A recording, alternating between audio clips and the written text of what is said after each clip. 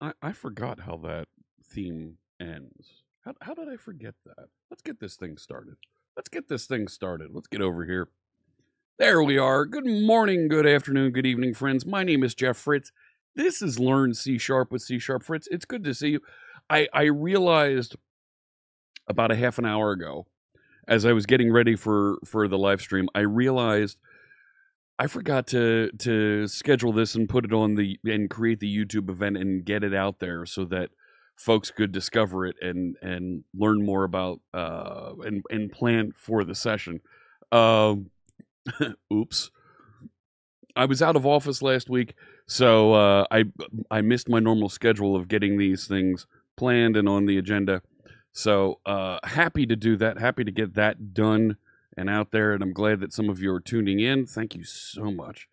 This is the last in our episode series about, and I'm having a hard time here, about Blazor. We're gonna be talking about publishing Blazor applications, getting a progressive web application running with Blazor. Look at that, and even my C# hat is kind of crooked.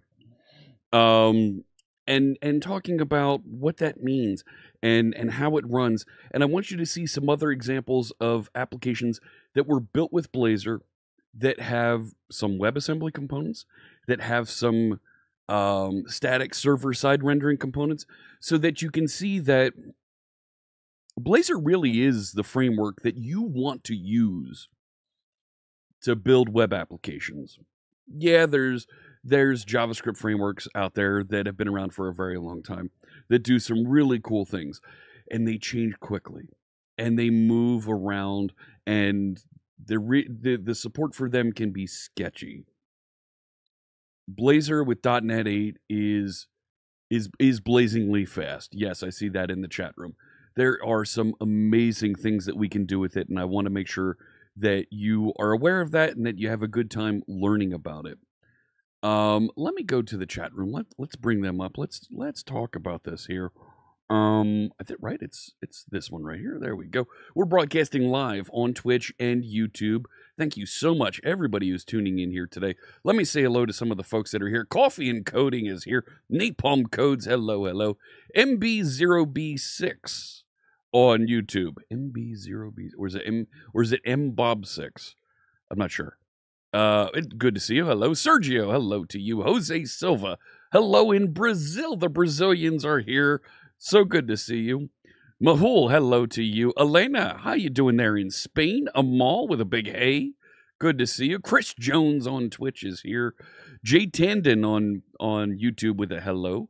How you doing there? Prashant Unity on Twitch. Good evening to you in India. I love seeing folks that are tuning in the evening. Thank you so much. It's morning here. I have a little bit of coffee here. We're getting on board. We're getting things started, and feeling good about that. Satya Yuga says blazingly fast. That's what I was hinting at. Yes. Really, Blazor is a fast web framework. It does things well for you. You're good. You should be enjoying this. You should be having a great time using it. And we're going to show you some real-world public-facing examples that are good. So, that are really good. Prashant won a T-shirt and cup for Blazor Puzzle. Awesome. That's great. I'm going to be recording the next episode of Blazor Puzzle later this afternoon. That's a podcast that I co-host with our friend Mr. Carl Franklin. So that's something that we're looking forward to. Those of you that might not be familiar with it, Blazor Puzzle is a and I didn't turn on the countdown there. We've got 40 minutes of AMA here for the next bit. Blazor Puzzle is a podcast, a weekly podcast. It's about 10-15 minutes long, where Carl and I talk about some sort of a puzzle, something that doesn't work quite right, something that's tricky around Blazor, and ask you to try and solve it. Real simple. We review the previous week's puzzle, we show you a new puzzle, and give you a week to solve it. If you email us with the correct solution, and we will draw from the list of winners, and you could randomly win a prize just for participating and learning a little bit more about Blazor and solving a tricky puzzle each week about Blazor. Learn more about that at blazorpuzzle.com. I'm going to get some music playing in the background here. I like playing the Stream Beats Synthwave playlist here, just so we have something groovy in the background. Kind of fill the gap as we're chatting, as we're talking, and having a good time. Big thanks to Harris Heller and his team of creators for creating this music we're listening to today. Jose Silva is here from YouTube and says, my sessions are amazing. Thank you. Your son is watching so many sessions. Oh my gosh. Want your son to use the same technology. Thanks. Well, that's great. Thank you, Jose. And all the best to you. What's your son? If you want to share your son's name, I'm happy to salute them and say thank you. That's awesome to hear. I'm going to continue reading through some more of the messages here. Hello, Thindall, broadcasting live, straight into your eyeballs from deep inside the belly of the machine here in Fritz Studios, live on the United States East Coast. Something like that. You have the same name, too? How you doing there, Junior Coffee Encoding? Is that a thing? Is that what you're referring to? Do people from the cold, frozen wastes of Northern Europe count? Yes, of course. Satya says, Brazil mentioned, Por que Maria? I see what you're doing here. I see what you're doing here. How you doing there, Diako from Kurdistan? Great to see you. Is it Kapil? Good morning to you. Elena's on vacation and watching in Italy. Oh my gosh. Watching while you're on vacation? I'm flattered. Thank you. That's really cool. How you doing there, Karthik? Jose Silva. It's Workers' Day in Brazil today. Ah, I see. Lolly, it's actually the same in South Africa. Oh, okay. Okay. Right, it's Labor Day, right? We call it Labor Day here in the States. Workers' Day in other countries as well. Yes. Same thing in Germany. So let me see here. Coding Corner says, hey, Jeff, I need a suggestion regarding a new project setup. A new project to get started? I got one for you. I got one for you. You want a new project to figure out? Here you go. Our friend Burke, you know Burke Holland. He's on a live stream on Fridays, building a little project called the Earl List. It's a bookmarking service where they log bookmarks and they get saved, and you can end up generating shortened URLs for those. What if I want to save pictures? What if I want to save and share pictures Pinterest style? Where do you store those pictures? How do you create thumbnails? How do you do all those things? How do you cite those pictures that are shared? Create that shareable photo album. That's something that you could run for just yourself to share and organize and display photos. How do you call out favorite pictures? Do you put a cool frame around them virtually? Build the online shareable photo album. Trust me, I'm full of project ideas, okay? They might not all be good, but I'm full of them. I feel like that could be like a short ebook. 101 software project ideas to get you started. Someone write that down. Someone write that down. That feels like something that would be fun to write.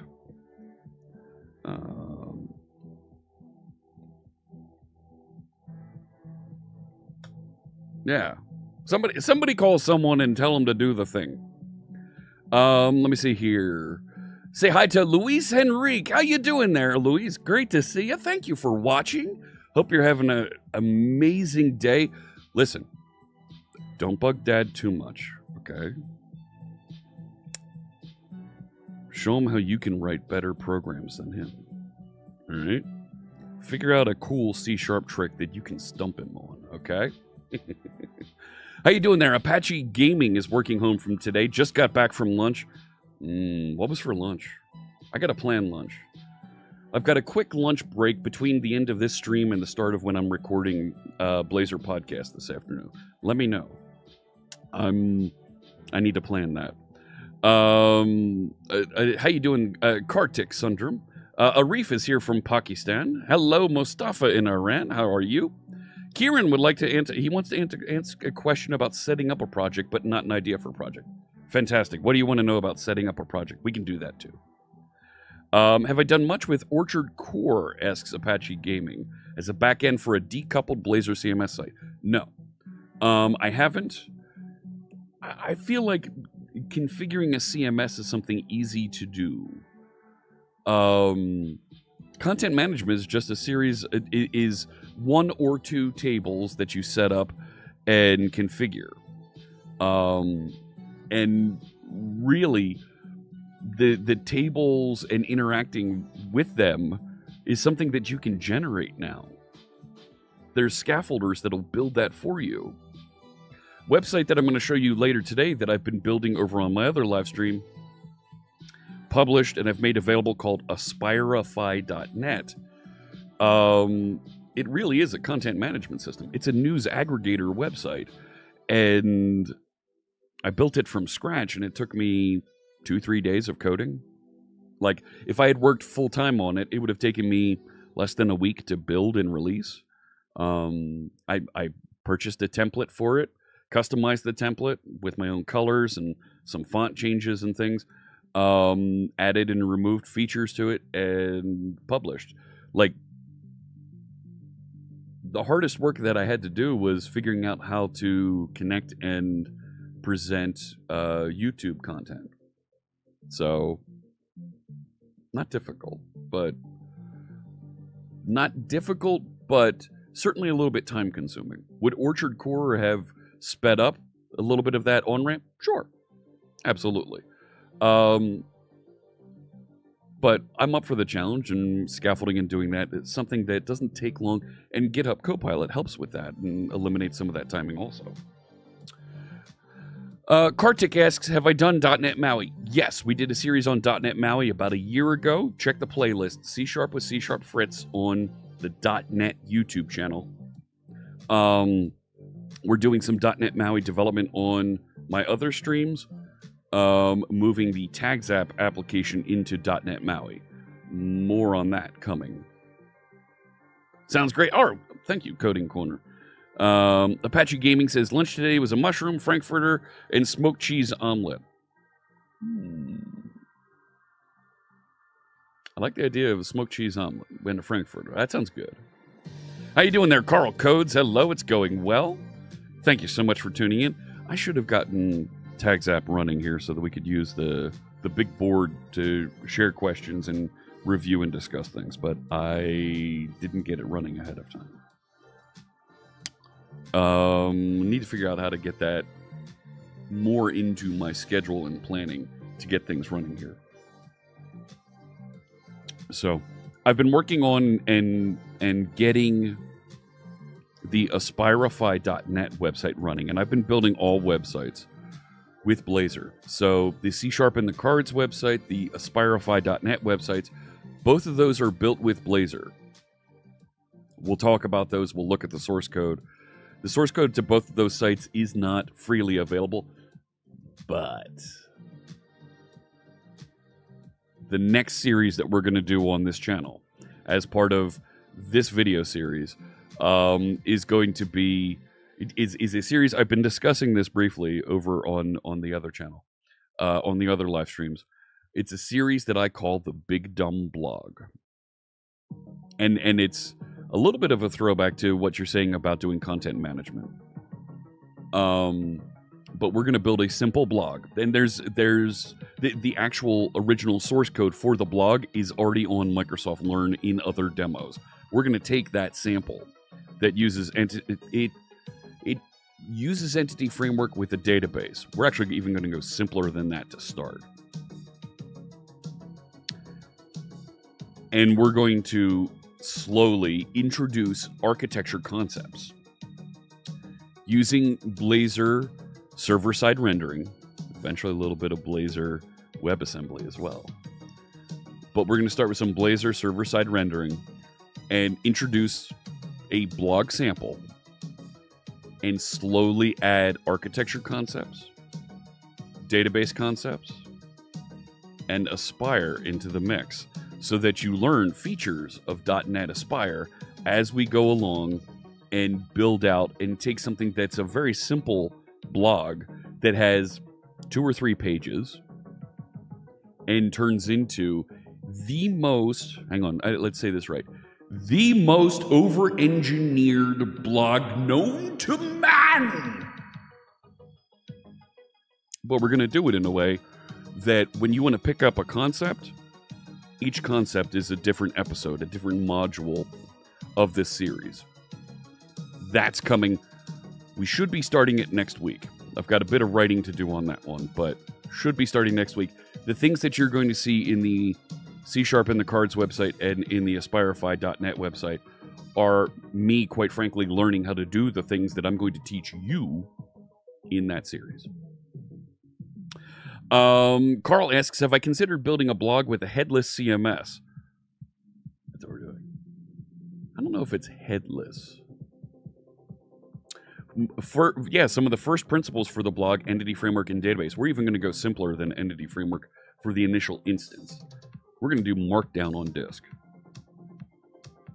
And there is no administrative user interface. Here's the Markdown. And it deploys. It just renders and deploys the Markdown. And then we'll gut that and turn it into entity framework and stand up a database with it. And then we'll add microservices to support it. And then we'll add service bus to communicate with the microservices. And so on and so forth. And it will grow and become more and more sophisticated as we go along. And we'll start getting distributed logging, distributed tracing. We'll see how Grafana and Prometheus work. We'll see how distributing and running on Azure works. All of that coming as we learn about Aspire and building systems of applications coming up here in the month ahead. So, Karthik, but you can spell I spell Jeffrey with a J. My friends call me Fritz. You've written a talk for conferences called exactly that, in the most over-engineered blog in the world. There's nothing else here. There's a lot of echo. Anyways, you just started a blog project. There you go. You got stuck a little bit. I got you. We'll work on this together. All right, Ryoko. Hope it's going to be a separate playlist on the channel for that series. It's going to be on this channel. I'm going to have the modules set up on my GitHub repository, so that folks can download and follow along. And we'll probably run it as a full-day workshop in June, July on my channel. Containers? Yeah, absolutely. Is there a schedule? No, I'm still writing it. Nope. Still writing it. Like, that's the thing. This is all live. I have a rough outline of topics. I've got 50 topics planned for C# with C#, for C# and the Cards, based on streams we did previously. And I've got a lot of the content planned. However, as I go in and I get reactions and commentary from folks, it changes that plan and I move things around. And that's one of the reasons why it's taken so long for me to publish the next episodes of C# and the Cards. Never mind, I've had some travel and some other things that have come up. But I respond to and shift plans. So I don't schedule things very far into the future regarding live streams and releasing content. Quite frankly, I've got 3 events that I'm planning in and running in June, July, and August that I need to manage as well. Plus, I'm running fundraisers on my stream this month, delivering this stream, building features for Tags app, and releasing new capabilities for new episodes of C# and the Cards and new capabilities for aspirify.net. I'm busy. Juggling, managing all of that is a lot, but we're getting there. We're getting there. The best brewery in Jose's region is called Fritz. Cool. All right. Be great to plug in Maui, too. I don't know. Maybe. Maybe not. I don't know. Publishing videos and audio on the blog as a podcast. Yeah, that's right. It gets My challenge is it takes me a lot of time to edit and publish. Generating thumbnails, editing, publishing, that's a good 2-3 hour process. Actually, scripting and recording the content is another 2 or 3 hours. A 10 to 15 minute episode of C# in the cards takes me roughly a day to make. Roughly. A little bit less than. And I'm trying to shorten that. If I can hand off the publishing of that after I'm done recording it to an editor, I can generate more of those more quickly. And that's a little bit of what I'm up against. How you doing? Johnny B. Cats here on YouTube. How you doing there? Mr. Laszlo in Hungary. Hello, welcome in. So I've still got about 20 minutes of AMA time here to talk through if you have questions about Blazor, Visual Studio, things that are going on Azure. Happy to chat about that. Of course, we have Microsoft Build coming up later this month. That's our Microsoft's big developer event where there'll be announcements, there'll be various feature releases, capabilities. We're planning to have the final release, the RTM of .NET Aspire at that event. We're really looking forward to that. So that's coming up. Why not publish the videos without editing and do it like a live? Is that possible? For scripted content like C# in the cards, I want to edit and get text overlays and things like that in there and visualizations in there. I try to do it as much as a one take as possible. However, there is some editing that I do, and I try to make it very light touch on the editing. There are, and some of the feedback that I got on the live streams that I did around building and publishing the Aspirify website, I should record a summary stream that describes the architecture, shows a little bit of the concepts, and how it's built and deployed. I did that with this feature that I added to the TagZap Maui application, showing how we built the Blazor navigation that's in that application we're working on. I could do that for some of these wrap-up streams, but I still got to generate thumbnails, and that's a whole Canva thing. And I can do that, but so what font am I using for the countdown timer? That is called Press Start. Press Start 2P is what that's called. When is the next beta C# language? When is the next beta C# language? So preview versions of .NET 9, the next version of .NET, come out once a month. There'll be another release of that coming in the next week or two.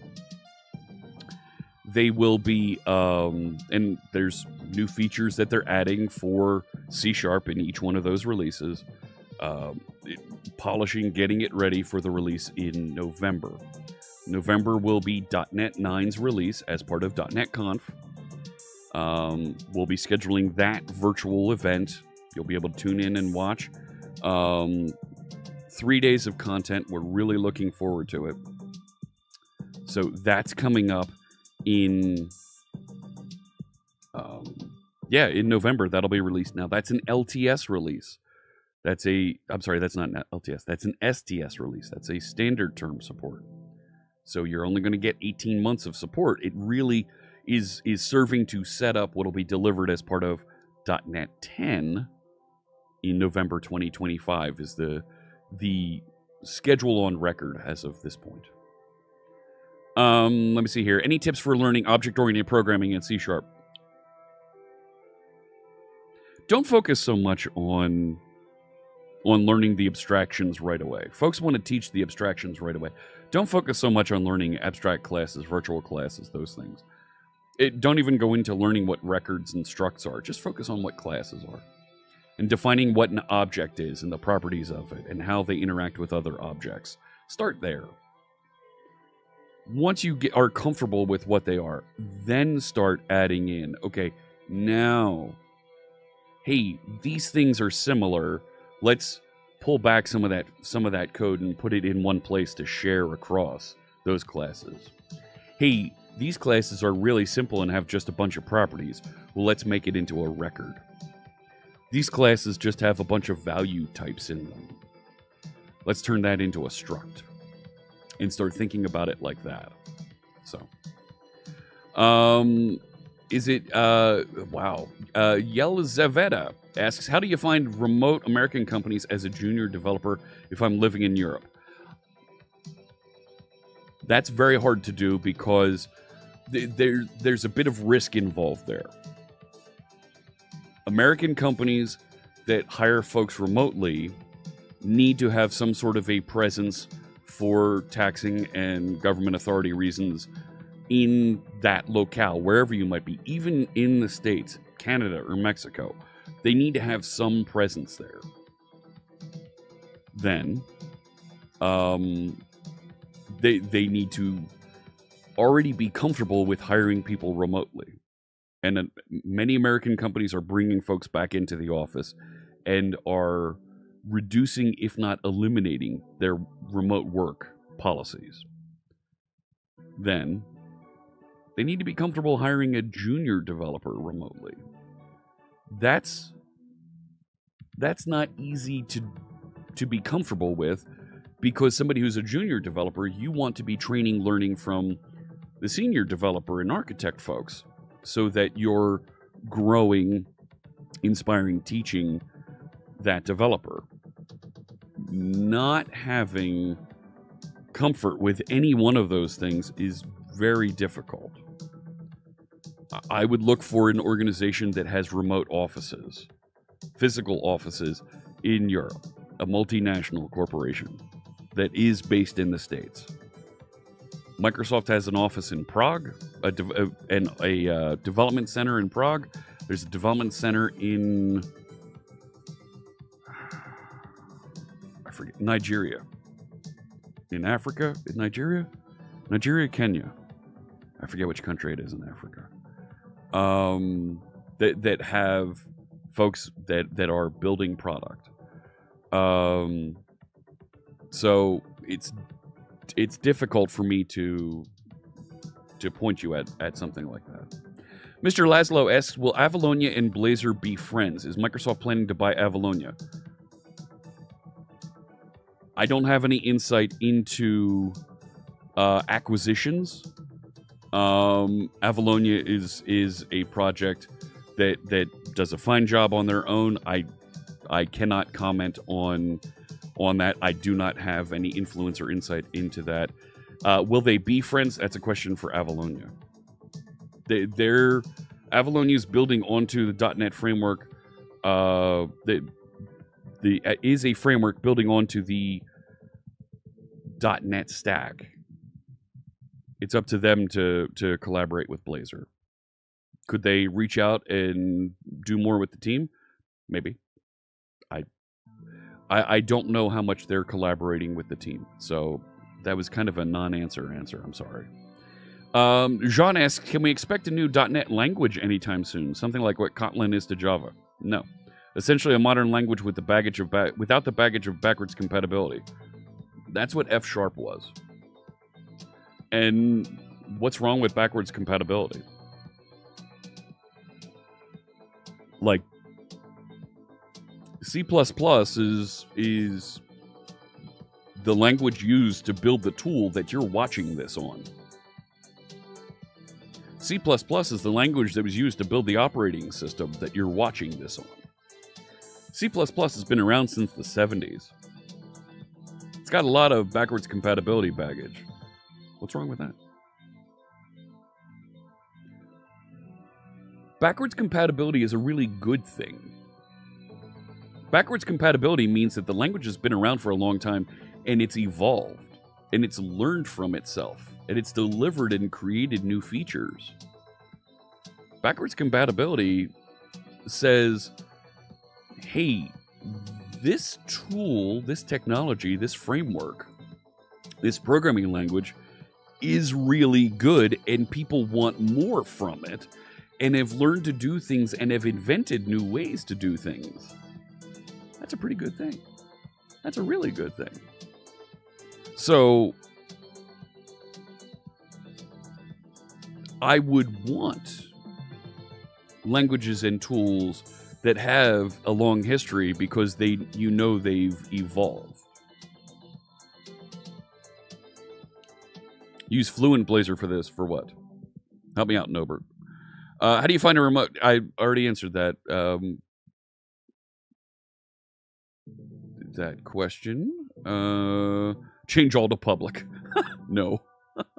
Start practicing encapsulate. Let's see. Try working in open source to get some.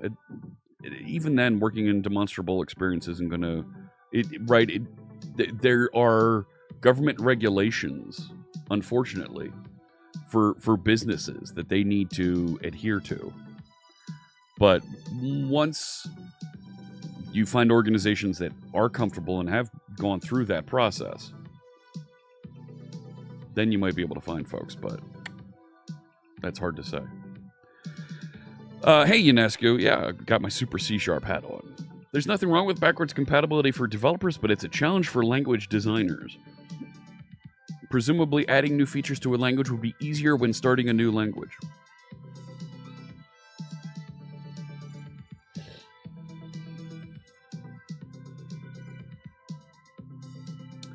Every now and again, I get an opportunity to speak to the language designers. Mads Torgerson, Kathleen Dollard, Guido van Rossum. Had a couple great conversations with Guido van Rossum.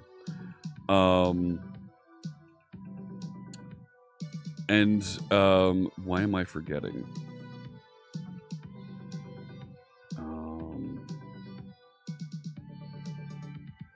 Anders Heilsberg, I've talked to a number of times, and these folks have built the programming languages that you use all the time. I'm always amazed at the frequency at which people try and undermine them. These people have PhDs, and they've been studying language design for years and years and years. They've been thinking about and building programming languages since before you even touched a keyboard. Like, that's probably overstating it, but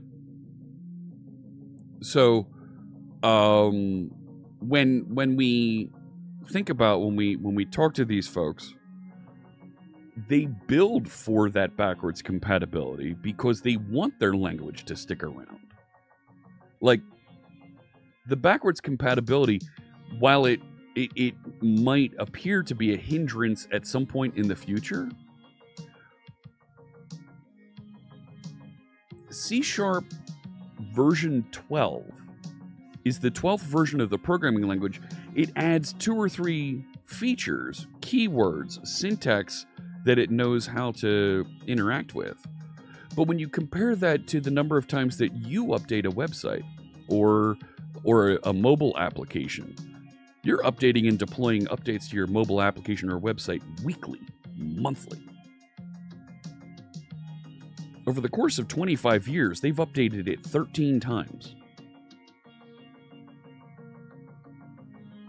Do you maintain backwards compatibility for your customers that are still using features from 2 months ago? 3 months ago? Sure you do. Sure you do. Is it easier to scrap everything and start over? It's a big investment of time.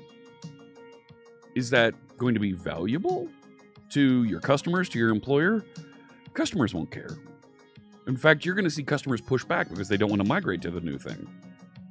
So,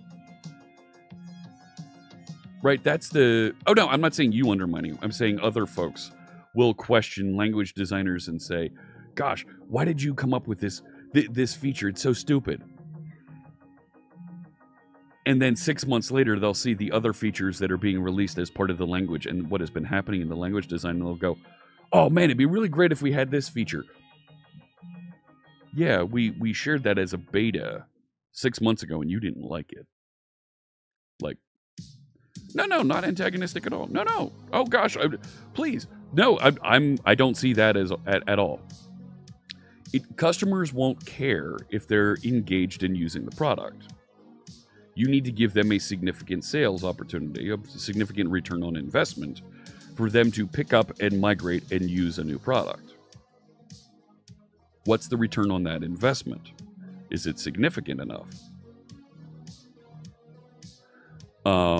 Right? Because rewriting an application, migrating to a new programming language, migrating to a new framework is a significant investment of developer time.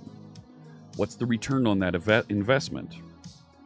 Folks migrated to Kotlin. Why? What's the return on the investment of migrating to Kotlin versus using Java?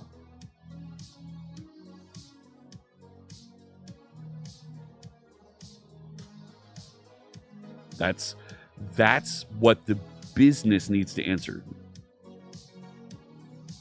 That's what the business needs to hear in order to make that decision, because it's a big investment of time and money.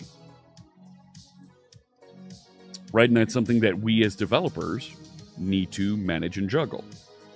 This is why Java and .NET are very popular with businesses. They've got a long tail, they've got a terrific support cycle, phenomenal backwards compatibility, and they're general purpose languages where you can bring in a .NET developer, and if you're building a website this week or you're building a native application next week, their skills mostly transfer. You don't need to go and completely retrain, because now you're using a completely different language. You're using a different framework within the same stack. And it works. Because it's newer and betterer, that's why. Let's see. No, customers don't care what language you use. Find me a customer who prefers that you build an application with Ruby or PHP versus PHP. When you go to a website, do you care what language they built the website with? When you open and run an application on your phone, do you care what language, what framework, what architecture they built that with? Folks are complaining and talking about the little Rabbit AI portable device, the little orange square with a screen, because they're saying, oh gosh, it's just an Android device. It's running Android, and it's got a little screen with a camera that you talk to. It's literally a phone without phone features. Yeah, it is. Is that a problem? Do you care about that? No, you don't care. The fact of the matter is, it's the exact same thing as you have in your other pocket on your phone. It's literally the exact same thing when you say, hey, Google to your phone, or you say, hey, Siri. Not you. Be quiet. It's the same thing. So, is that valuable to you? Maybe. The latest isn't always the greatest. Yeah. Mr. Laszlo doesn't see any use of records, little for structures even. And for most folks, you're right. When you need to start optimizing and squeezing for performance, you'll find use for structures. When you start seeing that you're writing classes that have the same list of 10 properties, all get set, get set, get set, you'll find use for records. It becomes syntactic sugar to allow you to write less code. And it's your choice. You don't have to use those features. Kotlin was a much more attractive language because it was essentially C# for the JVM. So what? You're still running and targeting the JVM. So what? There's answers to this. That's not the answer. Classic ASP for the win. Yeah, absolutely. Right? Does feeling sorry for developers count as care? No. No. There are organizations, there are companies, there are businesses that really don't care what we feel as developers. There are others that do.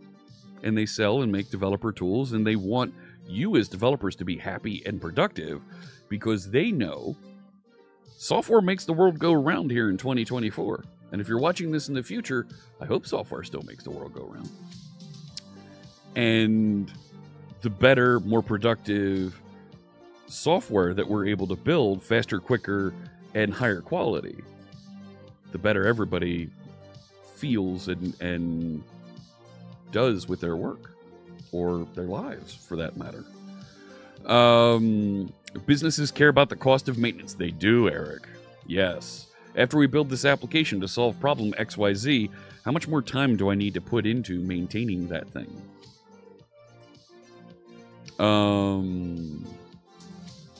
All they care about it is that it just works. That's right. That's right. Yeah, Google heard me here too. Yeah. You can define the memory layout for a struct and then get a byte stream from a struct object and send it over to a GPU shader. Yeah. Record structs are amazing. Yes. The structs in general are have zero allocation. They're value types. How you doing there, Hakora on YouTube? Hello with the big wave. Customers do care about frameworks if they have the AI in the name. No, they don't. No, they don't. Does it deliver what I need? Does it solve my problem? No, they don't. They don't care. Did you play Pokemon Go? What do you think Pokemon Go was built with? Objective-C? Swift?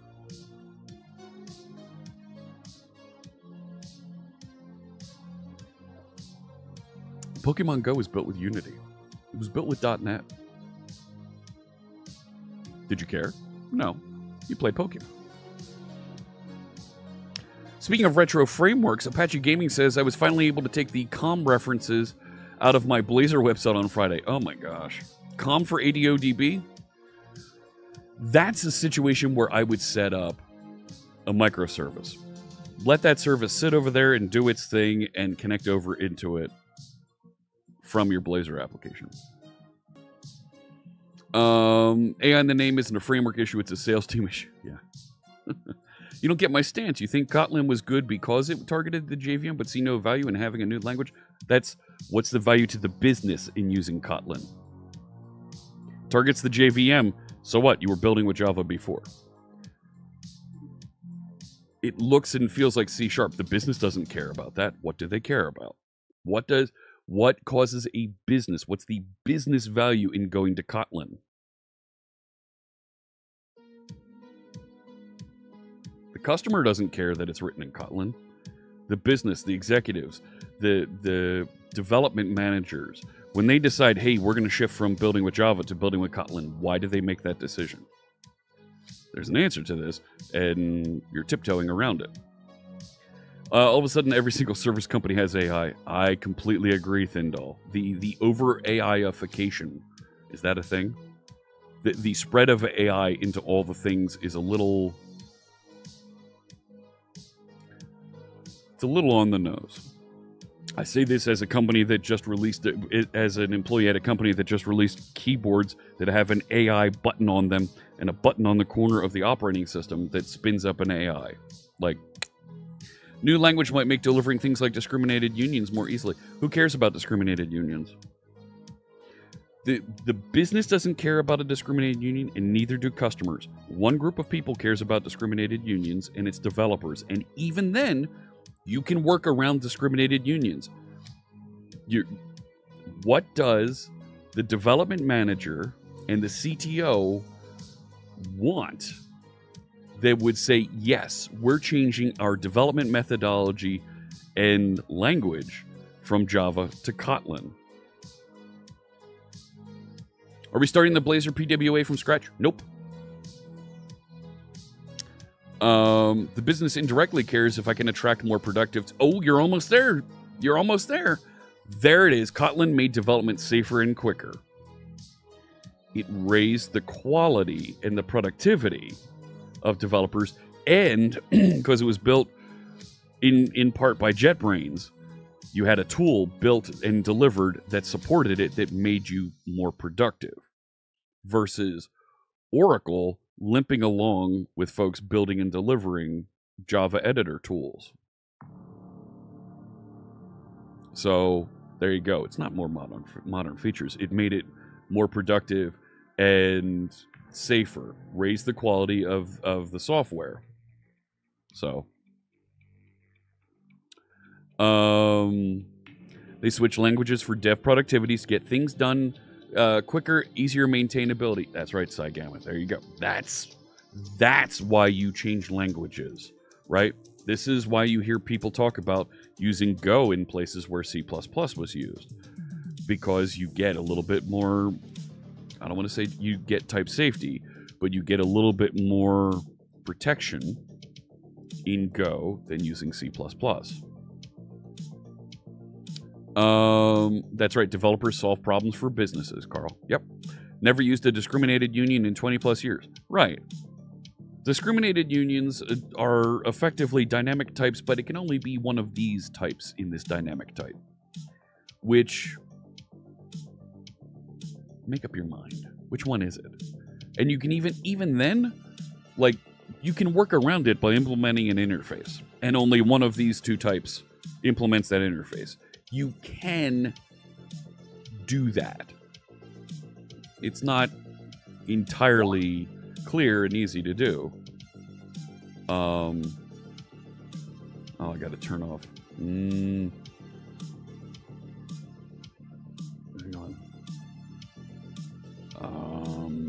I need to use notifications, but I need to turn off notifications. Because we're gonna do notifications today. I'm gonna finish reading the last couple of questions here, and then we're gonna dive into today's code and talk about it more. No, I'm not saving money. That's not at all.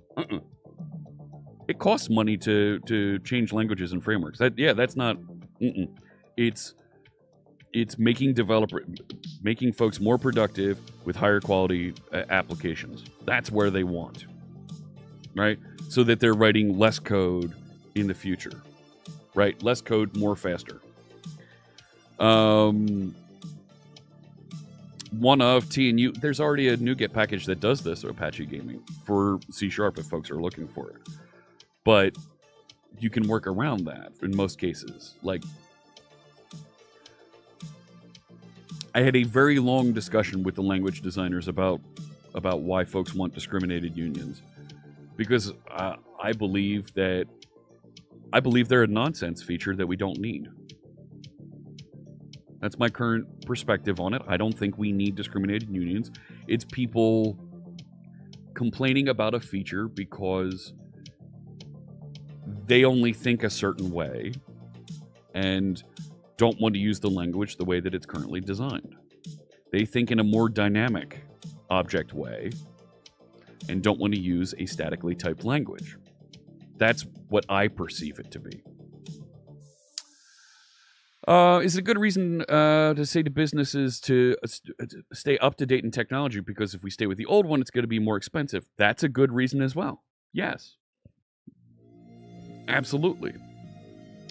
If I were to develop a multi-system app, what framework would I start with? What do you mean by multi-system app, Mr. Laszlo? Do you mean multi-operating system? Do you mean runs on multiple machines? Do you mean runs on multiple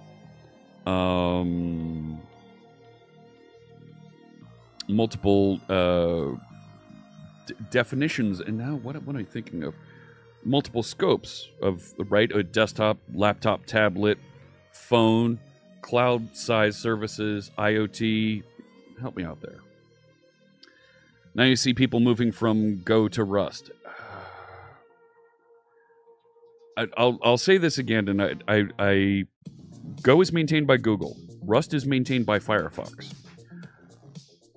Google doesn't sell programming languages and frameworks. Google sells search. Google sells cloud services. They sell phones every now and again, but they give away most of their phone resources. Google does not sell developer tools.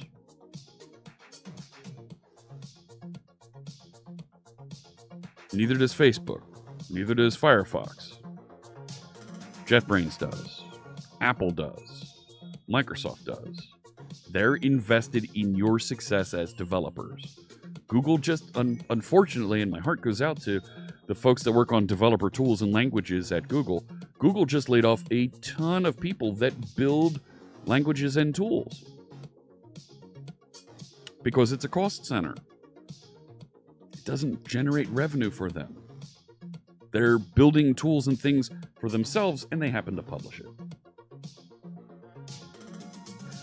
Apple, Microsoft, Intel, IBM, JetBrains. They build tools for developers. They're vested in your success.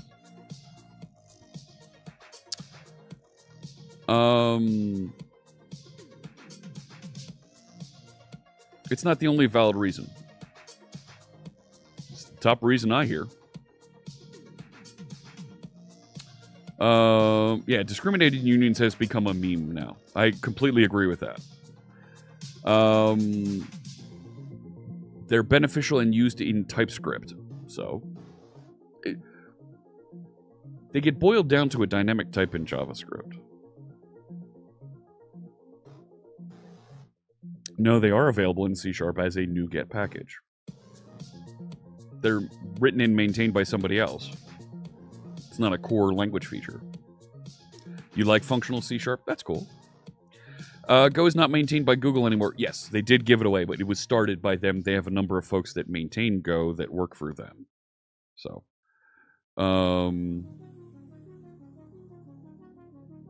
cool. All right, let's move on. Let's talk about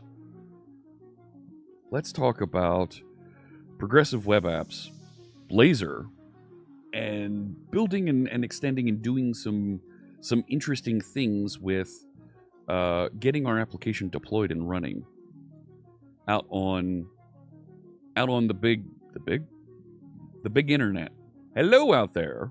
You know, the big internet. So that other folks besides just me and my buddies on my local network can get to and use my application. Know what I mean?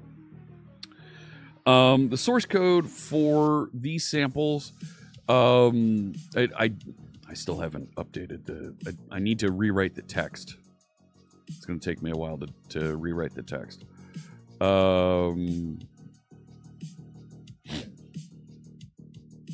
The source code. That's not it.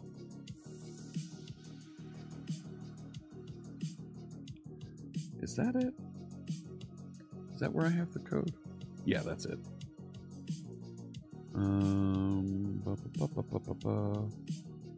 Now I've done it. I've lost. Got too many tabs open.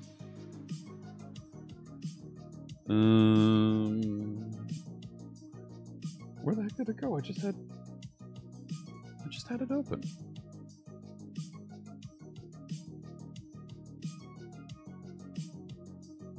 There it is. That's what I thought. Yeah. There's the link to the source code that we're working with today here. The Blazing Pizza Workshop. There are tags out there for each one of the modules. We're going to start at the end of Module 5, where we were talking about components, and we're going to build on, and we're going to end at tag 6. I think it's 6-PWA.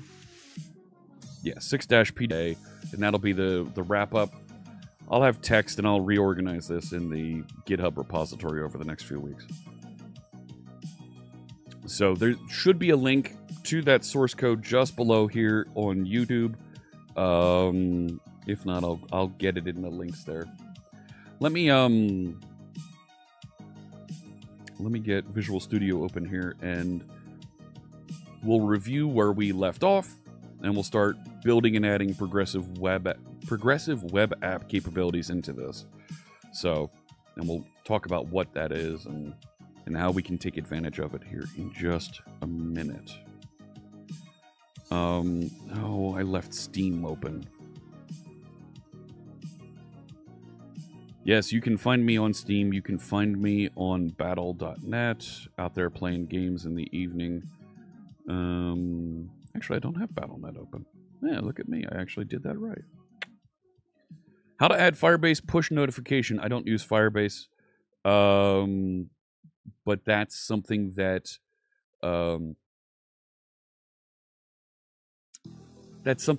can be added. Not too hard, but I'm going to refer you to the Firebase folks for that. Where can you buy the Super C# hat?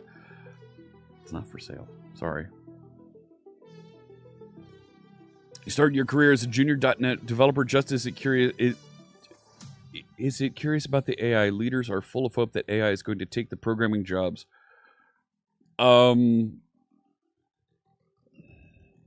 they're not going to take the programming jobs. Programming jobs are going to shift.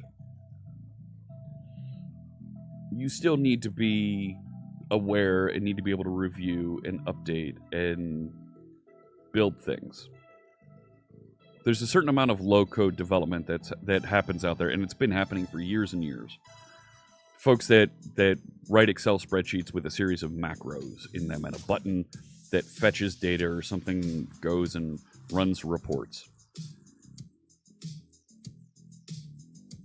The APIs, the websites, the things, the mobile applications that deliver, develop, and manage those interactions, you're not going to be able to get away from. Folks with higher skills and development shops are going to need to be building those.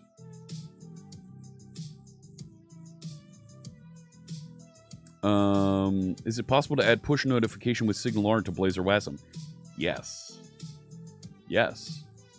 Absolutely it is. And I do that a lot with the Tags app application. It's not part of this workshop.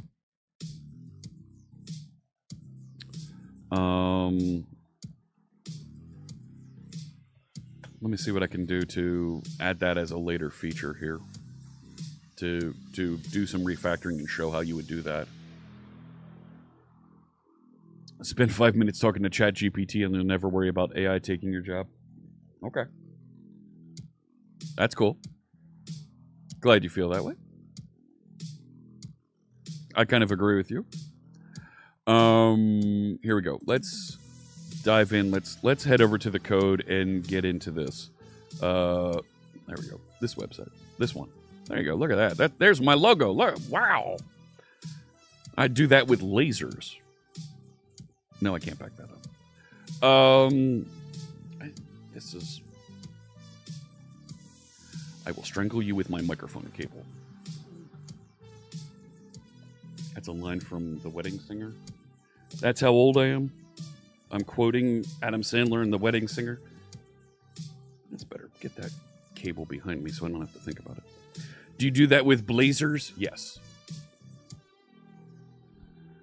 Yep, you'll develop higher quality code, hopefully, and it won't really take the dev jobs. We'll just move them around a little bit. Let's do this. So we left off with the Blazing Pizza workshop, the Blazing Pizza application. See, this is still sneaking around behind me. All right, here we go. And it's a simple website that has server-side rendered Blazor, WebAssembly rendered Blazor, and a little bit of security going back and forth so that you can log in and order pizza. So this is server-side rendered, showing you the list of pizzas. It started as server-side rendered, but we made it WebAssembly with pre-rendering so that it loads right away in the browser and then hands things off to WebAssembly when the WebAssembly content is available.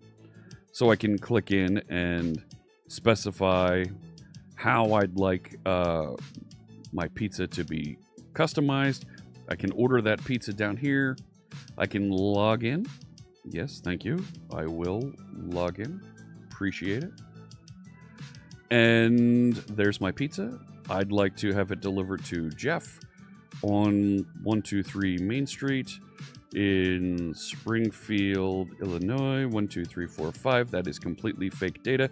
And of course, if I don't key in all the data properly, it detects the error, reports it, and encourages me to improve.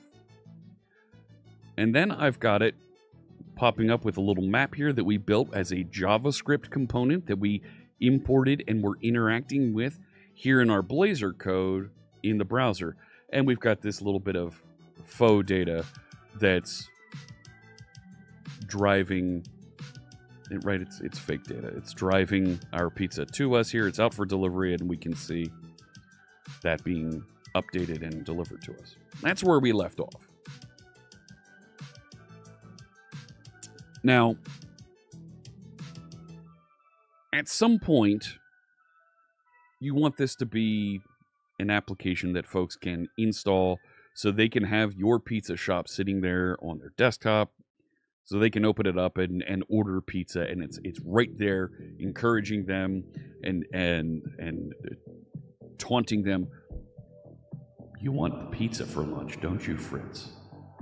There's an icon down here in the taskbar that says, I can help you order pizza faster. And having that presence on their phone, on their desktop, is something that makes it easier to encourage people to participate in your business, right? How do we do that? Well, so there's this concept of progressive web app that's out there that allows you to take your web application, package the HTML and script that runs it, deliver it so that it runs locally on whatever system installs that application. And we package that with a manifest and a service worker.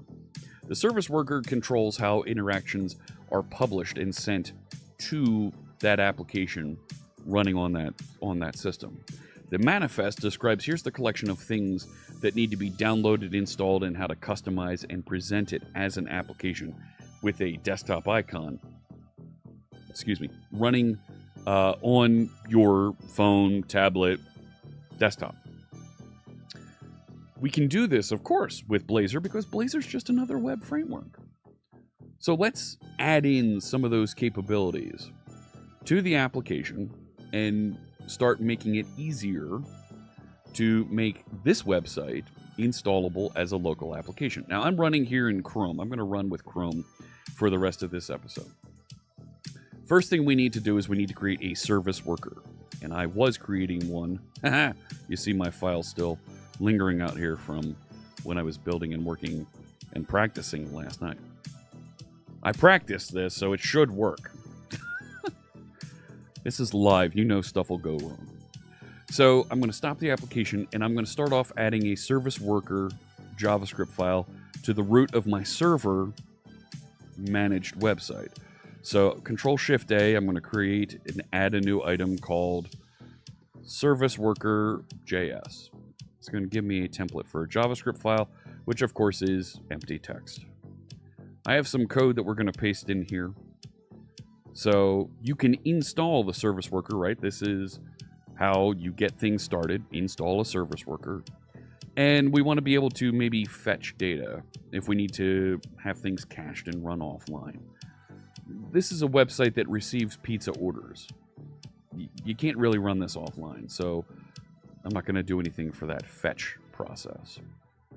I need to now reference this inside my application so that folks can start using it. So I'm going to add a little block of script down here at the bottom. Navigator, that's the browser. Service worker, register this script to run and connect and listen for interactions with the server. Cool. All right, that's pretty easy to pick up.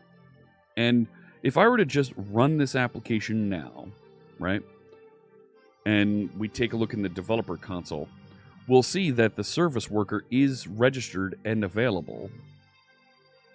Right, so there you go, installing service worker. Right here. Okay. So this is configuring the browser so that it knows how to communicate and receive information from the website so that we can start lighting up some other interesting features, both as an installable application and maybe even to send notifications to it. Okay.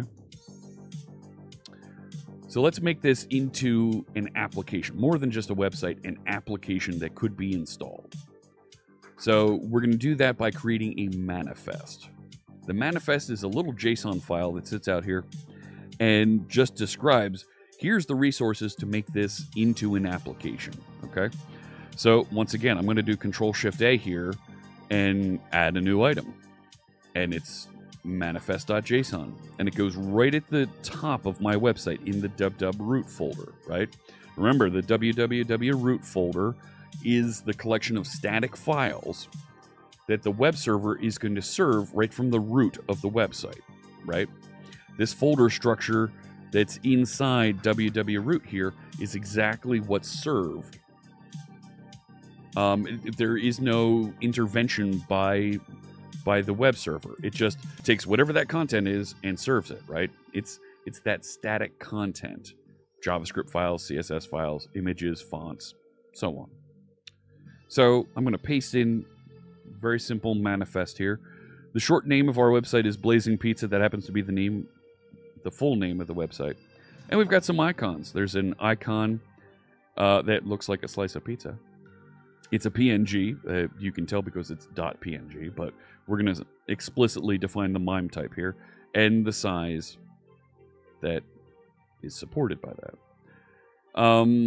You're going to start navigating. When you launch the application, we're going to start at the root of the website. We're going to provide a background color that is this shade of red, displayed as a standalone application, and we're going to run within the scope of this application. You could shrink and move and say this only runs within the scope of a set of folders if you wanted. And the theme is this shade of red as well. Okay. We need to tell the website about this manifest file so that it knows how to serve it. So I'm going to go back over here into AppXAML and just add a link entry here in the header right below our style sheet. So the rel is manifest and it points to manifest.json. Save that, run it, and I will take a look and see our little application running so that we can actually have an application. And it's probably not noticeable because it's really small, right? Can I zoom in here? Do I have Zoom It running? Is Zoom It going to do its thing here for me? It says it's there, right?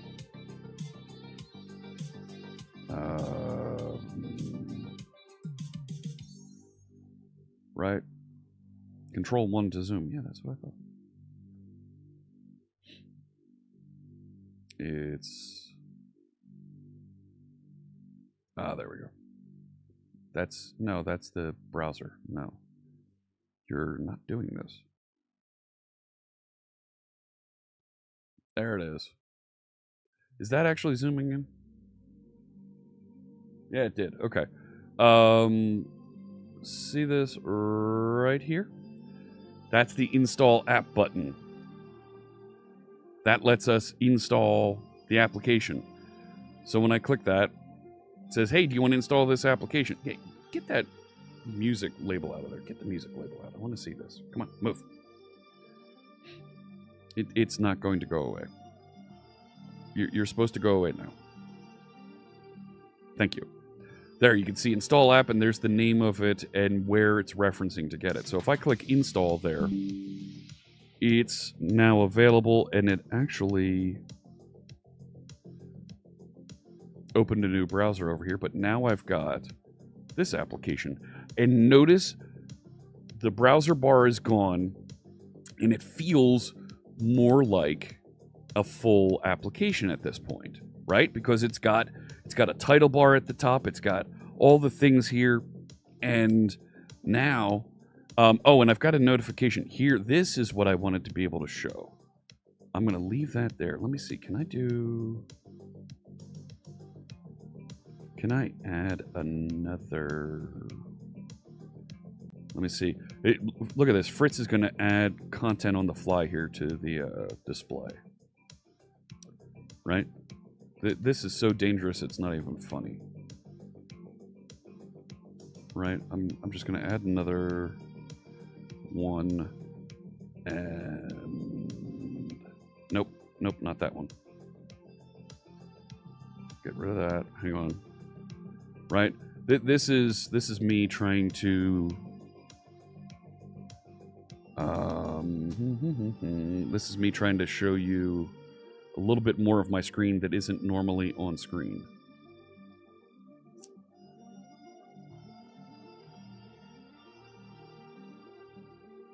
Right? Yeah. So because the notification area is off the side of the screen here, I want you to be able to see the notification area. So, right. Yeah, let's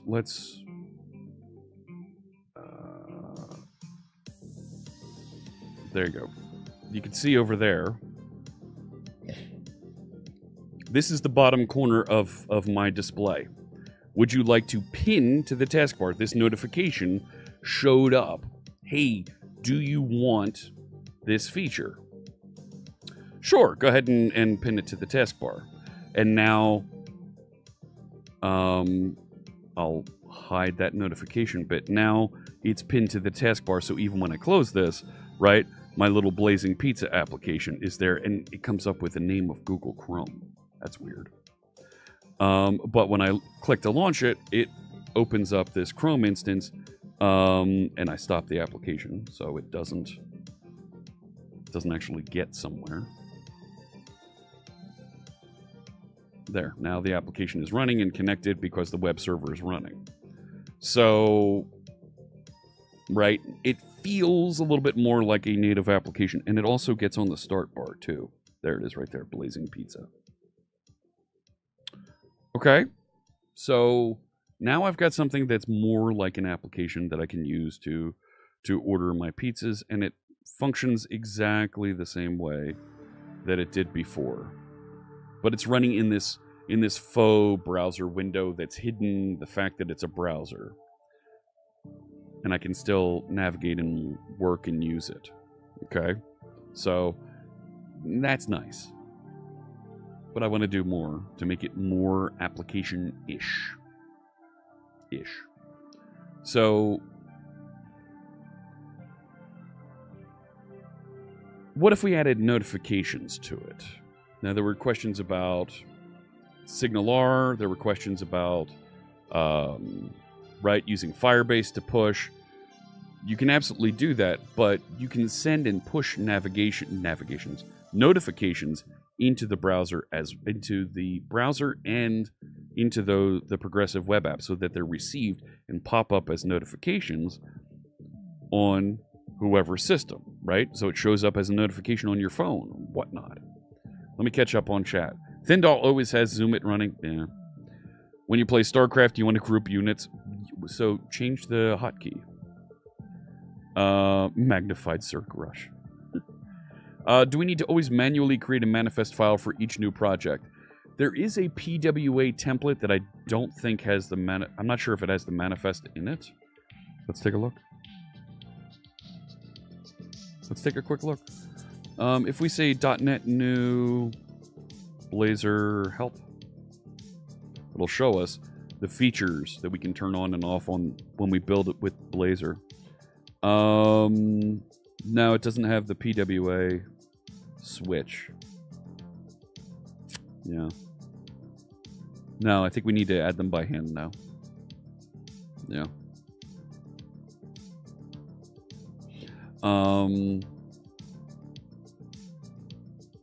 If I just say .NET new, it'll show me. No.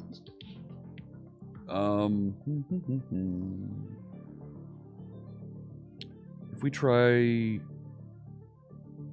the WebAssembly standalone, .NET new, Blazor WASM.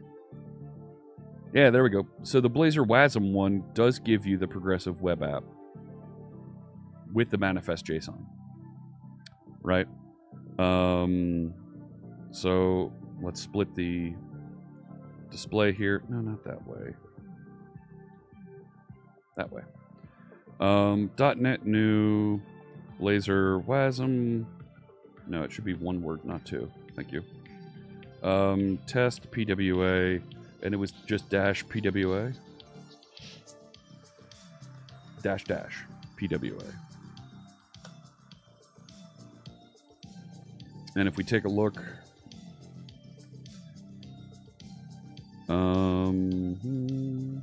go into the www root, manifest web manifest, and it's JSON format. And it should be referenced, yeah, right there. So, cool. So it is there when you do the Blazor WebAssembly. standalone application. If you want to add it to others, you have to add it yourself. So that's how you know this is live. You're asking questions and Fritz is building demos on the fly. So there you go. Is it FODSI? There you go. Can you get computer-specific APIs when installed as a PWA? No. When you're installed as a PWA, you're running in the same JavaScript sandbox that you have when you run in the browser. You're limited on the scope of things you can interact with. You can get access to those things when you install and run as a Blazor hybrid app with .NET MAUI. Or if you install a Blazor web view into a Windows Forms or WPF application. Does that make sense? So I'm going off script now. Here we go.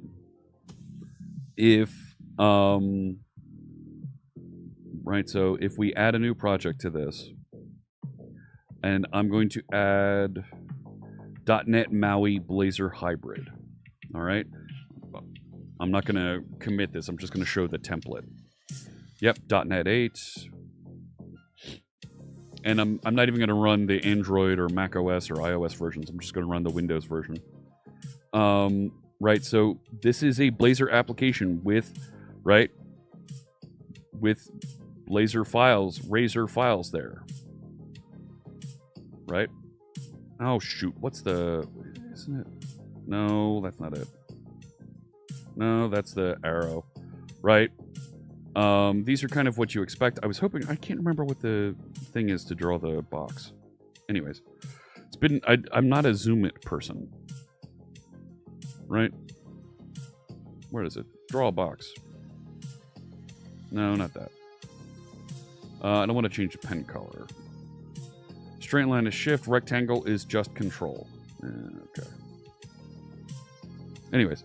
So, right, your Razor files are here, but inside my home app here, I can do things like we've previously done, override on initialized async. And protected string OS name. Right? Set OS name to the name, yeah, the operating system. Yeah, do that. Thank you. Right? And now I can just output the operating system is, yeah, do that. Thank you. Put that in a new paragraph, if you don't mind. Right? And if I choose to run that, run it on my Windows machine, it'll go detect, and I've reached outside the box, right? To the question that, let me make sure I back up and catch that MZE had, right? Now, because I'm in a Blazor app that's running in an application that I control, there are some features of the operating system that are made available to me as a Blazor developer. And this is going to take a second to load. It's going to take a second to load. Come on. What? Do that again.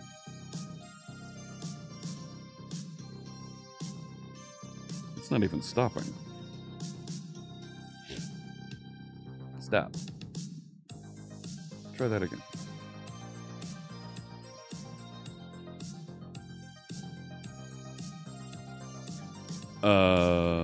Where's the rest of my application?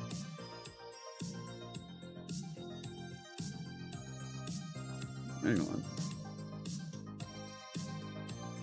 Yeah.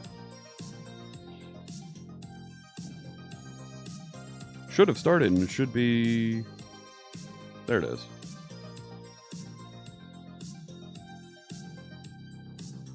Right? That should absolutely go through here on Windows.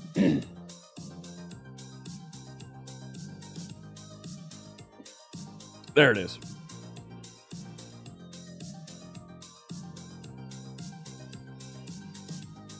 So, right, it's reached into the operating system and it's pulled back information about it. So you can take your Blazor files that are running as a website and you can share them. We saw how to build components previous on the last episode. You can share them into your Maui application and now have those same things run as a packaged application that can be installed and run with more access to the system. This is important. When you need access to sensors, devices, extensions, things that are plugged into a USB port, right? A barcode scanner that might be hooked up. You need access to those things more than just the camera. You can get access to the camera as a web application. But when you need access to those, to those other features of the computer you're running on, then you want to make the decision to embed as a .NET MAUI hybrid application. Okay? So, I'm not going to go into this. This is a discussion for another time, how to migrate and share things on that. Getting you started with Blazor with .NET 8 and the differences in the render modes and that's what I wanted to cover. But showing this is something that I want to make sure you're aware of. Is it Japan's Sending asks, does it respect the browser security setting or does it override as default? It respects the operating system security. So it's running an instance of whatever the default browser is on that operating system. On Windows, it's wrapped up Microsoft Edge as the browser that you see here. On Mac OS, it's Safari. On iOS, it's Mobile Safari. On Android, it's Google Chrome. And it's not even explicitly wrapping that browser. It's wrapping a web view that's a pointer to that browser.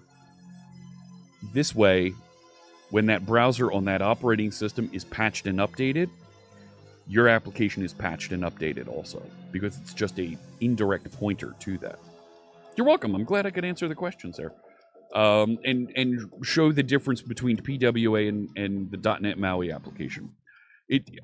I think you showed me that it's important when I'm teaching this to demonstrate the difference between them. So thank you. I appreciate that feedback. It is going to help me when I teach this more in the future. Okay. So yeah, that's the Maui app. All right. So we put the manifest in there, but I want to get some notifications also. Like when we ordered that pizza, I want to get that little pop-up like you saw, and I embedded the lower corner of my screen here. I want to get that popping up and tell me the pizza's on its way, you know? So how do we send push notifications? I'm going to jump into my checkout page, which I made into, here it is, into a WebAssembly page. It's right over here, right? And it's got the information for reviewing and the deliver to, right? With the address here. And when this sets up, I want to include the ability to say, hey, I want to send you notifications. So on initialize, let's set up a notification subscription. And I'm going to do that with a little method here. We need a using statement for this, if you don't mind. Thank you. So JavaScript runtime, we're going to try to get a notification subscription called Blazor Push Notifications Request Subscription. And we're going to stash that. And right, this is right. Make sure I'm doing this right. Yeah. So we're going to invoke that method. We're requesting a subscription. And right now, the default code uses this orders client. We've got a repository to do that instead. And I'm going to add the code for subscribe to notifications with a notification subscription. So let me add that to my interface. Where is it? Come here. Give me iRepository. Let's add that capability with a notification subscription. This is going to return a task. Don't mind if I do. Thank you so much. I'm going to update. Stop the application. I need to update the two repository instances. Now, I'm not going to be invoking this on the server, so I'm just going to implement this and leave it with the default content not implemented. But on my HTTP version, I need to add an instance in here that's going to tell it what to do. So, give me the initial instance of that. Would you please? Thank you. There it is, subscribe to notifications. And let me put some sample code in there, and then we'll update it.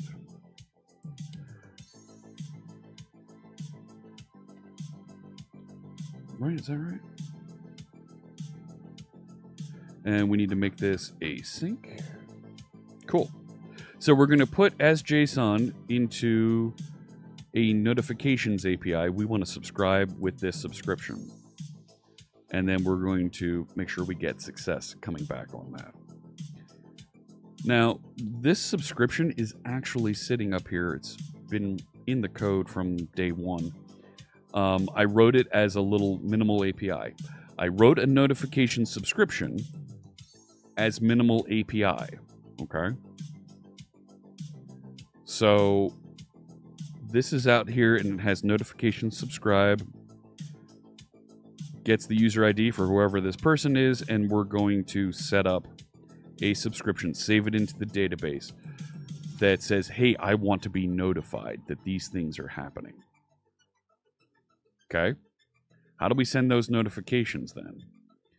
I'm going to use a library called Web Push that is going to allow us to push notifications. First off, set this back to the startup project.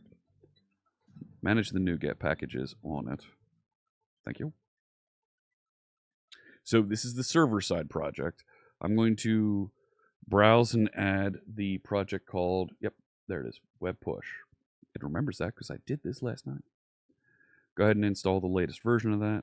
Thank you so much. Yep. It's already downloaded and on this machine. We can save that, close this. And I'm going to go back over to the orders controller because this gets a little complex. There's track and send notifications async that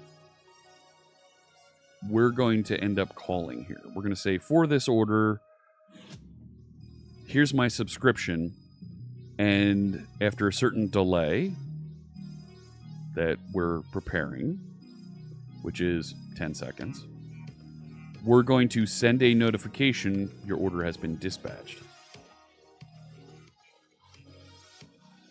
Dispatched?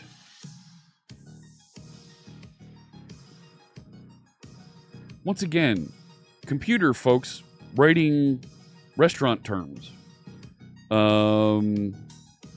Your order has been delivered. Enjoy. There we go. And in this send notifications async block down here, we're actually going to write a little bit of code that will send those notifications. This public key and private key are keys that we've been using for a long time. You're going to want to generate your own keys to interact with this from reactpwa.com. Okay. We're going to create push subscriptions for our URL. We're going to specify details of who this person is that we're sending it to. And then we're going to push. We're going to push a message. The payload is a little bit of JSON here. That is whatever message we send in, and the URL is, here's the order that this is all about. Okay? So now when we run this, right? So It's going to subscribe to the notifications, right? Which pushes that notification subscription. Notification subscription. Where was it? Here. Right here. Okay. And when the checkout occurs, when place order completes, if there is a subscription, because you're listening, this has been sitting here, it'll start tracking and sending notifications about it. You probably want this to run in production as a background service, not just as a little task that's being running in the background here.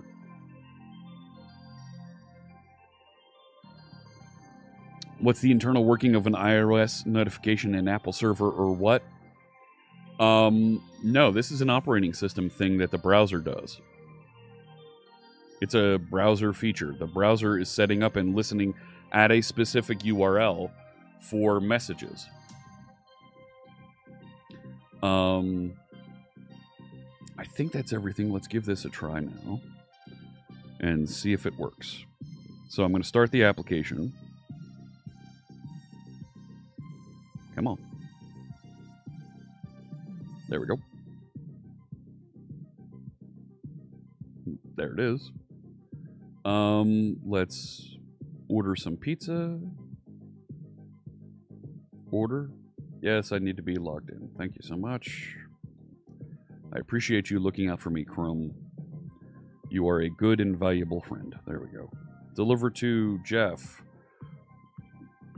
123 Main Street. Springfield, Illinois, 1, 2, 3, 4, 5. All right. I'm going to put the notification deal up here in the corner so you can see the lower corner of my system. All right.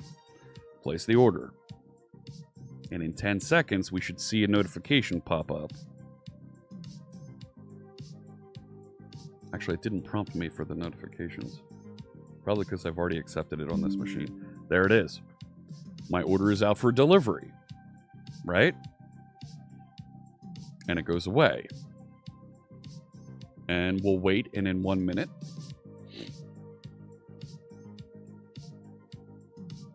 can I make a video about Tailwind CSS with Blazor? I'll take a note on that. I don't typically use Tailwind, but I'll take a note about that, sure. And we'll wait this 1 minute for our driver to arrive with the pizza here. You can. There you go. That's a little bit easier to see now that it's behind my noggin. So, and watch the overlay there when it finishes delivering.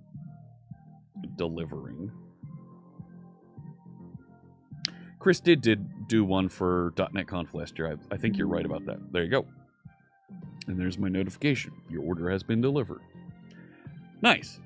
We've got little notifications that pop up. Provide that push notification, even when the browser is closed, even when you're navigated somewhere else. It sends those notifications so that you can interact. Okay?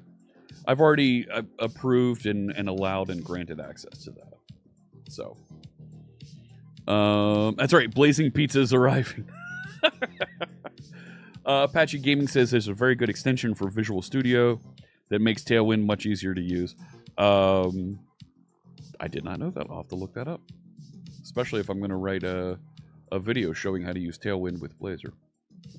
Okay, so we've built our application. And we've delivered and we've got it running. That's great for us here locally on my system. I want to get it running out on the cloud. I want to get it running out on the big Microsoft Azure or whatever other system that you deploy fine applications to. There's a great publish mechanism built into Visual Studio that will help you do this. Publish it to Azure. Maybe you want to publish a Docker container image directly. Maybe you want to publish it to IIS somewhere in your local organization. or just put it in a folder so that it can be built and delivered later. I'm going to push mine to Azure because I work for Azure people. I'm going to put this on, let's put this on Azure App Service, and I'll put it on a Linux instance because I can. And this is going to show me, hey, are there any instances out here we can place it? No, not yet. So let's create one. I'll call this Blazing Pizza. Let's call this Learn C# Blazing Pizza. Right? South Central US. Let's put it in my default East US. Hosting plan. Sure, that's fine. Not an S1. No. Oh, fine. S1's fine. So, 1 core, 1.75 gig of RAM. You can choose the size of the machine that's going to run this. If I'm doing a Tailwind video series, please use VS Code. Okay. That's fair. So, this is going to go create, allocate the resources. VS Code is what most people use. You think so?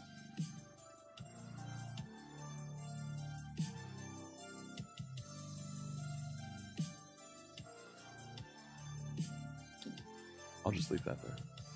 What most Tailwind people use. Okay, I can believe that. Sure. There we go. All right, so I've got a place out there. Now I can choose to generate a a pub.xml file here that is all the publish information so that it publishes, or I could set up CI/CD with a GitHub action workflow. Our friend Abel Wang, our late friend Abel, used to always say, friends don't let friends push deploy. Generate CI/CD and let some other system do that, particularly coupled to your source control. And that's what this does. It generates that script for you automatically with a proven methodology for building and deploying from a GitHub action. I'm not going to do that because this is shared source code. I'm just going to do the pub.xml here locally, but the CI/CD does generate the appropriate files, saves it, commits it into your GitHub repository so that as you make changes, it automatically deploys. It's ready to publish. I can click publish now, and it will build and send all the information out. Okay.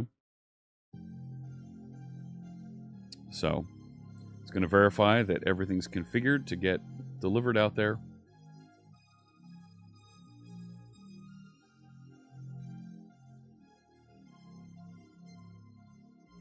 So Apache Gaming, I like to bounce around to a bunch of different machines. I want to show you on a Raspberry Pi. I'm going to running Vim and VS Code on the Raspberry Pi. I'm going to show you on a Mac. I'm going to show you on a Linux laptop, Windows. I'm going to show you can be productive and do all these things in all these places. We spent the entire month of March on a Linux machine programming Blazor with Vim. Vim! I want folks to know that they can be comfortable everywhere. So, message heard about showing VS Code? Sure, we can do that. If that's where folks in the Tailwind community are, sure, we can do that. But I do want folks to know and be comfortable that it doesn't matter what operating system you use. It doesn't matter what machine you use. It doesn't matter what editor you use. It works everywhere. Microsoft.net. It's everywhere you want to be. Somebody clip that.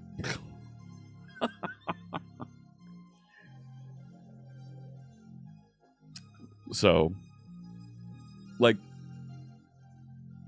when I hear folks say, "Oh, .NET it only runs on Windows," oh, I want to scream because it hasn't run on only Windows for 10 years. Oh, Microsoft.NET, you have to use SQL Server. It's never been only SQL Server.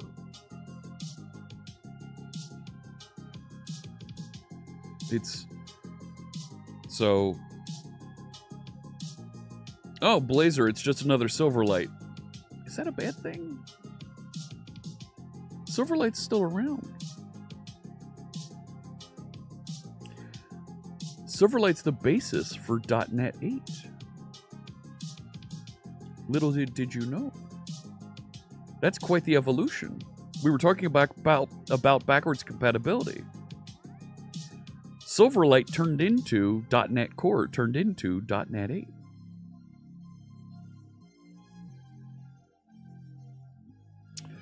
Does it tell you what the cost is going to be somewhere? I'll show you that. It's deploying right now. I'll show you. People start saying, yeah, no. It is misguided elitism. Our team has done a lot to open up Microsoft and make it more collaborative with open source communities. So, and make a video with Carl Franklin about how to use Tailwind with .NET 8 with all render mode.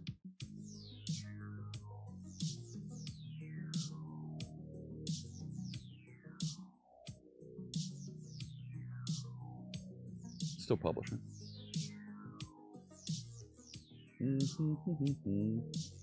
So, see there, it's uploading a zip file. And when it's done uploading, we'll share the link so that you can browse and navigate to the website. There you go. Thank you for the clip. Yeah. .NET. It's everywhere you want to be.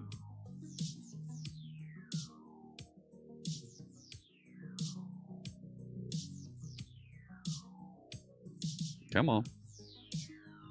First publish always takes time allocating.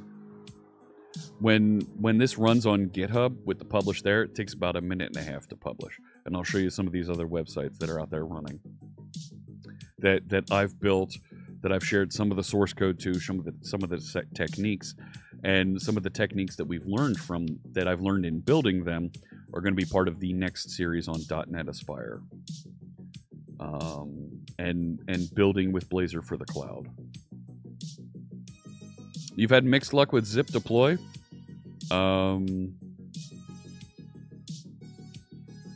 Never had a problem with it. Never had a problem with it.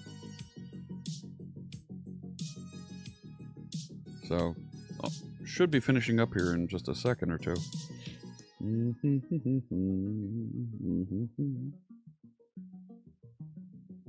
So, yep, published with Brotli compression. Look at that. Nice. So it'll run nice and small out there. Chris Sainty had a video on last year integrating Blazor with Tailwind. Yeah.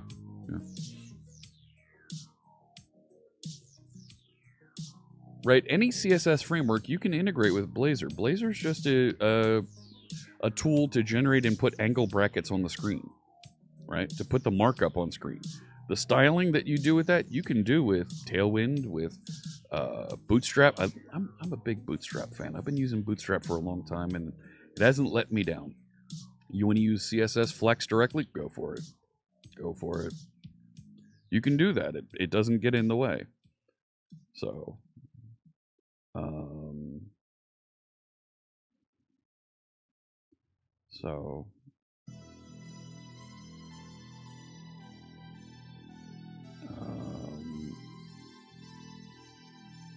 now I'm worrying about this. This is taking a little bit longer than I expected. Are you the only one who thinks Azure is too confusing for junior devs? What do you think is confusing? Let's work through that. Diagnostic log written. Interesting. Really? Do that again.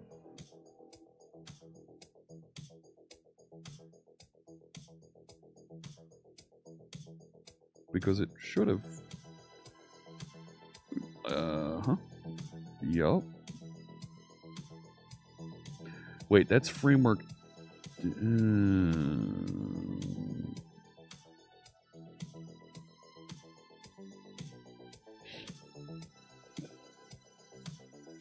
don't think that's going to go.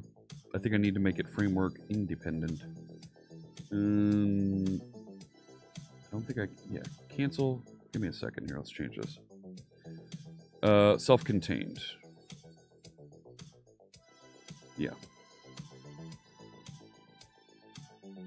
Self-Contained says we're going to package the elements of the .NET framework with us and ship it.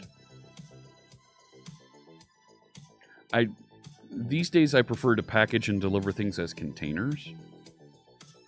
That way I know the container works and it delivers and runs exactly as I specify. So there it is, doing the build, blah, blah, blah, optimizing, compressing. So, you get that too? Okay, help me out here. Blazor is just the life cycle of the markup routing. Yes, totally agree, Apache. It's more the feeling of putting it online besides the local environment of working it around. Okay. I will agree with you that Azure can seem daunting to junior developers. Totally agree. There's absolutely something to that because there's a lot of different services out there. There you go. Done. And which one do I choose? It's not entirely clear which one I should choose. Here comes the website right now. It's going to take just a second or two to start the first time.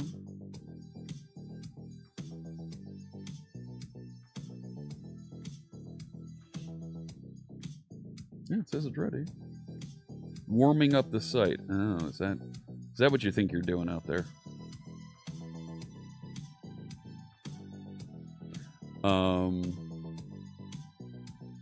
Does Blazor leverage Razor? Yes. Razor is a markup language. Blazor uses that markup language to deliver and run components and render content on the server, in the browser, and a mixture of the two. So everything that you know about Razor markup works in Blazor, and there's a couple extra features that Blazor adds to it as part of the framework that allow your application to work. Why is this not getting anywhere? Like, it says it deployed. Let's go. Is it just me?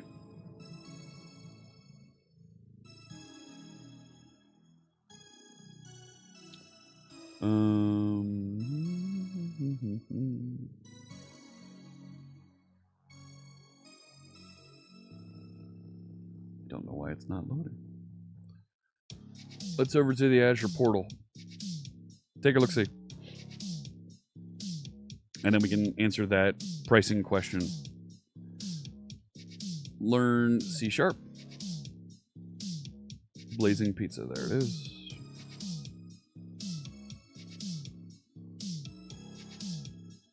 Looks like it's starting up still. Thanks, I appreciate you put the little doodad there. Yeah. So pricing is you're gonna find under App Service Plan. Right? Think of the App Service Plan as you've allocated a machine and you can run multiple applications on that machine.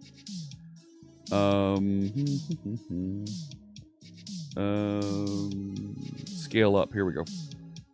This is where you'll see the pricing because you can choose the various sizes of this.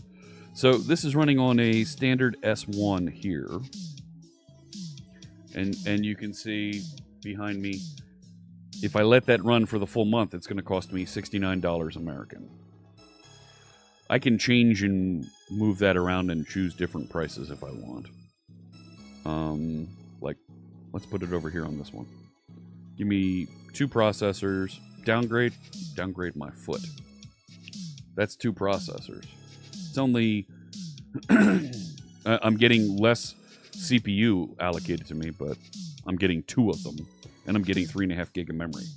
Sounds like a better deal to me. But hey, what do I know? So I can click back into my applications. There it is, right there. And this should be restarting.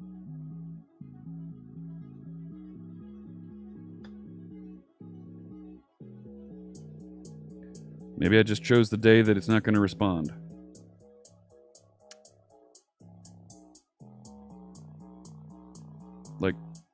Really? You published it and it says it's running. Published. Or is it still, is it changing size still? Yep, B2. One instance, so I can also change the number of instances that this runs on, right? 7 to 8 minutes to take effect. It's been a little bit longer than that. So I can set my scaling method if I like. And change that around. Now I'm on a basic plan, so I've got a limited number of instances I can take it to. And how it scales, because I write it on the standard plan, I can change that as I see fit. Says it's running.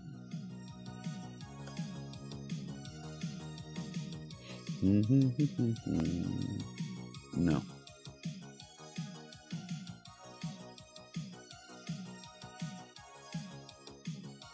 No.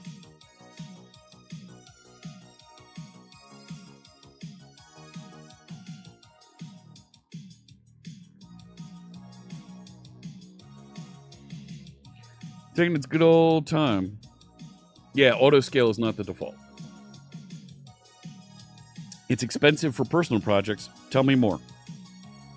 I'll show you a couple projects here. I am just about out of time. I want to make sure that I show you the C# in the Cards website and Aspirify, which are both built with Blazor. Yeah, we'll start here. So this is C# in the Cards. This is running a basic 2 instance. And I've got a custom domain name out here. Where is it?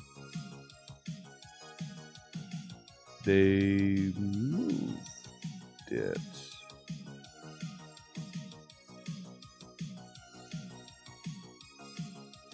This is the plan. I'm sorry, this isn't the application. There's the application.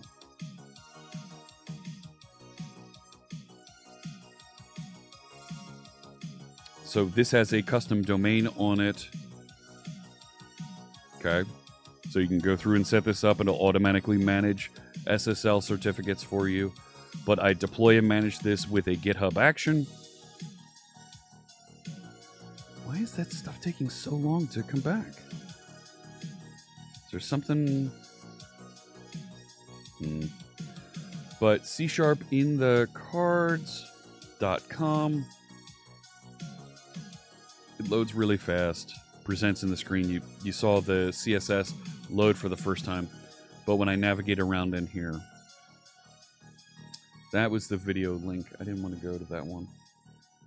Things load quickly and paint with Blazor in the browser nicely. The other website that I've been working on and building out here is Aspirify. Those of you that watch me on Tuesdays and Thursdays, you've seen this. Here's the website for this. It has a custom domain name for this one as well.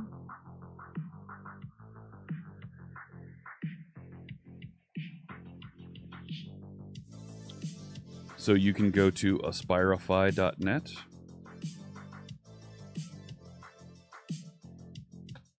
And it loads immediately. This is all Blazor. Okay? And displays content on the screen. So, loads very, very fast. And folks saying, well, gosh, it's so expensive. I want to go to Container Apps Environment.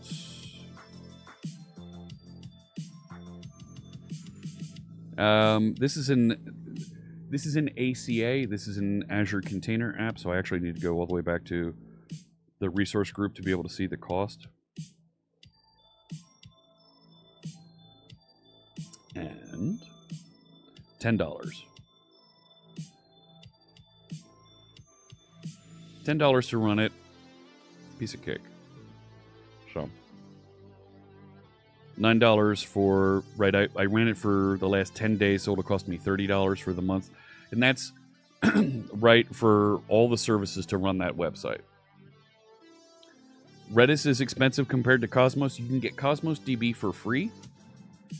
If you want a Redis cache, I have one instance out here running that is more than enough for the 3 applications that I have wired up to it. You can see it flushed out a whole bunch of stuff here recently.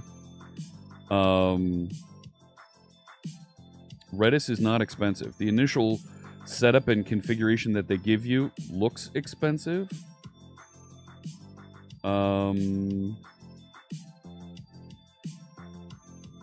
Where the heck is it? They moved it. Scale, there it is. I use a C0, 250 meg of cache, plenty. Low network bandwidth, don't care. Shared infrastructure SSL up to 256 connections. I have never had an SLA problem with this. $16, and I use it across 3 applications. Does the $10 include the custom domain name? No, domain name is something that you need to manage on your own. And let's face it, domain name is going to cost you $2-3 a month. Registering and hosting it over on Azure is free. When you start scaling up to gigabytes of data, yeah, it gets expensive on Redis. Absolutely. It does. Just like any other database, it starts to get expensive. So, but for my needs as a personal website, this is just fine. I'm not even touching, across my 3 applications, I'm not even touching 20 meg, let alone 250 meg. Don't care. Loads just fine. We're going to talk about setting up Redis and doing more with this next time when we get into .NET Aspire, and we're going to build on and learn more. Yeah, gateway timeout. There it is. Now Blazing Pizza loads. Now you can get there to the website. Now that the application is out there and running. All right? That's been a lot of fun, but it's time for me to go. We're at the end of our time together. Thank you so much for watching.